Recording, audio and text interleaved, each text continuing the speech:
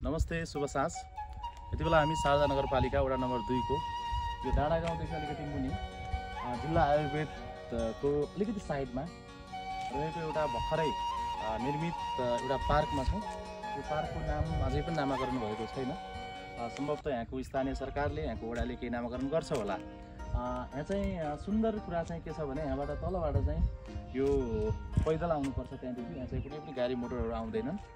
त्यहाँबाट चाहिँ पैदल सिडीबाट चाहिँ पैदल आयो भने यहाँ चाहिँ एउटा बुद्धको चित्र राखिएको, एउटा मूर्ति राखिएको एउटा चाहिँ यहाँ आर्ट राखिएको छ। यो चाहिँ निकै सुन्दर मानिन्छ।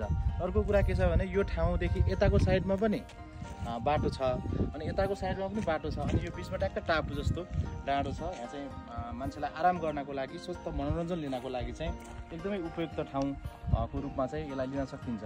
अनि अलिकति हामी यतातिर आयौँ भने यहाँदेखि तल चाहिँ यो जिल्ला अस्पताल देखिन्छ भने यहाँनिर चाहिँ यो सशस्त्र क्याम्प चाहिँ रहेको छ। यहाँनिर निकै सुन्दर देखिन्छ। यहाँ विभिन्न मान्छेहरूलाई दिउँसोको समयमा एउटा हावापानीको हिसाबले आराम गर्नको लागि पनि उपयुक्त केही चाहिँ नेपालहरू राखिएको छ, प्लस यहाँ बेन्चहरू व्यवस्थापन गरिएको छ।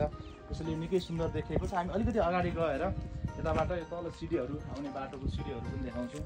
मतलब यो अझै केही बनाउन चाहिँ बाँकी छ जस्तो लाग्छ। यो नवनिर्मित बन्दैछ, हुँदैछ। निकै सुन्दर छ, किनभने यहाँ वरपर यहाँ रुख पनि छैन बिचमा। यो सल्लेरीको ट्याक्क डाँडोमा चाहिँ यो सुन्दर एउटा चाहिँ पार्क जस्तो निर्माण गर्न थालेको छ। यो 2 नम्बर वडामै पर्छ। यो 2 नम्बरले र शारदा नगरपालिकाले सामसम्भवत यो चाहिँ प्रयोजनको लागि यो भूमिका निभाइरहेको छ। यो चाहिँ यस्तो कुराहरू हुनुपर्छ, किनभने मान्छेलाई बेला बेला एउटा मुड फ्रेसको लागि पनि, रिफ्रेसमेन्टको लागि पनि र एउटा सोच्छ। अब यहाँ बिहान आएर मान्छेले अब एउटा खालको हुन्छ नि, शारीरिक रूपमा चाहिँ एउटा केही यामहरू पनि गर्न सके, होइन, व्यायामहरू गर्न सके। त्यो कारणले चाहिँ निकै उपयुक्त छ। यहाँबाट सिडीहरूको व्यवस्था छ। यताको बाटो पनि खलङ्गा जाने बाटो हो, यता चाहिँ डाँडागाउँ हुँदै फेरि माथि खलङ्गा जाने बाटो। एकदम सेन्टरमा एकदम राम्रो काम, सुन्दर काम चाहिँ बनेको छ।